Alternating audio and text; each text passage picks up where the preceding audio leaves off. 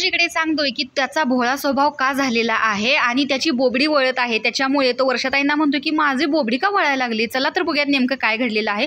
सूरज वर्षाताईंना सांगतोय की माझी आई ना शेंड्याला चढायची, शेरड्यांना फांद्या तोडून का नाही ती खाली टाकायची, मग फांद्या खाली पांगवायच्या आणि त्याच्या शेंगा सगळ्या शेळ्या खायच्या.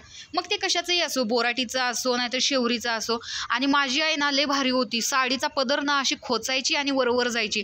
त्यावरती वर्षाताई म्हणतात नऊवारी नेसायच्या का.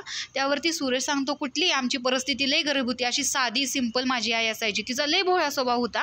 आणि आमचे आप्पा जे होते का नाही ते लय हुशार होते, ते ना 8वी पास होते, ते लय शाळा शिकलेले होते आणि तुमच्यासोबत आत्ता ना ते लय फाडफाड इंग्लिश बोलले असते. म्हणजे आप्पांना लय डोकं होतं, पण त्याच्यामुळं का नाही ते कधीतरी बोकड इकायचे आणि मग आईला कपडे आणायचे. मग आई ना माझ्यासाठी कपडे घ्यायची. त्याच्यामुळे ना मी आईवर गेलो, तिचा लय भोळा स्वभाव होता. आणि माझ्या बहिणी आहेत ना मोठ्या, त्या पप्पावर गेले, त्या लय हुशार आहेत त्या. तर दुसरा विषय निघतो त्याच्या आजोबांचा. तो सांगतो की माझे आजोबा लय बेकार होते, ते लय चांगले पहिलवान होते, ते एवढे धट्टेकट्टे होते ना, ते जर उभा राहिले ना त्यांना कोणी हलवू शकत नव्हतं. आणि दुसऱ्याला उभा करून ते लगेच समोरच्याला चितपट करायचे. झाला कुस्तीचा खेळ जिंकला, मग त्यांच्यावरती खुश होऊन ना गावातल्यांनी त्यांना एक म्हैस दिलेली आणि म्हणजे त्याचं दुधुपी आणि तुम्ही ताकदीनं कुस्ती खेळा. म्हणजे ते लय भारी होते कुस्तीमध्ये.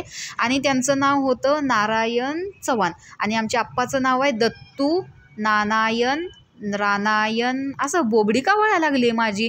त्यावरती वर्षाताई म्हणतात की नारायण, तर सूरज नानायण.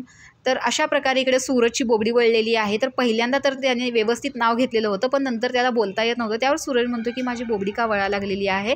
तर वर्षाताई म्हणतात की तुला खूप प्रॅक्टिसची गरज आहे. तर अशा प्रकारे सूरजचे किस्से घरामध्ये तो सांगताना दिसतोय अभिमानाने. तर तुम्हाला हे ऐकून कसं वाटलं हे कमेंट बॉक्समध्ये नक्की सांगा. अशाच बिग बॉसच्या अपडेटसाठी आपल्या चॅनलला सबस्क्राईब करा. तोपर्यंत बाय.